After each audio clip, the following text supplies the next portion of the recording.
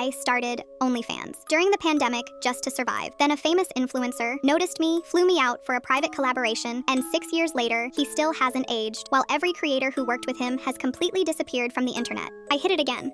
Something in the frame cracked. The latch snapped. The door flew open and real night air hit me. Wet, cold, full of trees and mud and everything that wasn't curated. I ran. I don't remember much of that sprint except mud, falling, getting back up, the sense of something watching but not quite touching. I was sure the whole time that if I looked back, I'd see that gray face right behind me, those empty sockets closing in. I didn't look. Eventually, I stumbled out onto the main road, half expecting to be yanked backward by invisible hands. Instead, a truck stopped. The driver didn't ask too many questions. At the first gas station, I saw myself in the bathroom mirror and finally understood just how much he'd taken. I'd left home looking barely legal, round-faced, baby-soft, the kind of guy who still got carded for energy drinks. The man who came back could have passed his early 40s on a good day. Jaw sharper, lines between the brows. Skin duller, eyes heavier, like I'd spent a decade learning how to be tired. I didn't go back to OnlyFans. I tried to warn people. At first it was vague, aimed at other creators. Be careful who you work with. Don't let anyone make you feel special just to use you. That kind of thing. It didn't help. The heaviness in my chest didn't lift. So I got more specific. I wrote a whole thread about the retreat, about Leandro, about waking up feeling older, about Ray vanishing. It ended as expected. I got DMs calling me jealous, an attention whore, a hater, a bitter ex-collab. Someone told me to go touch grass. Someone else said, if he drained you, he did a bad job, you still look old if bitch. Classy, I deleted the posts. My follower and subscriber count didn't drop, it crashed. Overnight. I woke up and half my subscribers were gone. By that afternoon, almost all of them were. Collabs I'd done vanished from other creators' profiles. Men I'd become friends with, whom I'd talked to for months, blocked me out of nowhere. Videos I was featured in were deleted or re-edited like I'd never been in them. My digital footprint shrank until I was conveniently forgotten. And for the first time since the pandemic, I didn't care in the slightest. But the others were still missing. Tyler, Carter, Diego, Ray Tyler's OnlyFans? Gone. His Twitter, Instagram, and TikTok? Nothing. No user not found. Just like his handles had never existed. When I searched his name, I got a football coach in Ohio and a realtor in Florida. None of the old reposts of his gym selfies came up. Thirst gay accounts that used to spam him now had other guys in his place. Carter was the same. I tried every platform I knew he'd been on, plus Google, plus cached searches. Nothing. Diego had told me at the retreat he'd shot a pair of scenes for a big-name studio, videos that should have lived online forever. Gone. I even contacted the studio, but they replied that they had no record of any performer by his name. And Ray, God, no social posts, no missing person report, no worried families, just absence.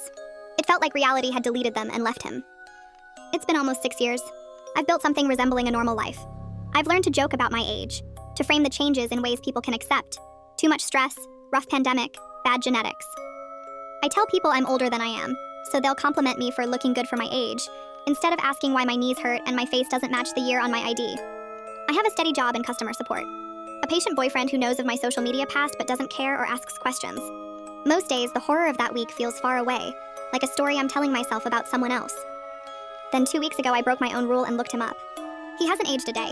Still flawless, still gorgeous, still everywhere, still surrounded by new faces. In his most recent post, he was smiling on a beach somewhere in the south of France, the sunset framing him in gold. The caption was something bland and corny about being grateful for this life. That phrasing, this life, made something tighten in my chest. I scrolled. A few posts down, there was a video. New collab soon, the caption said.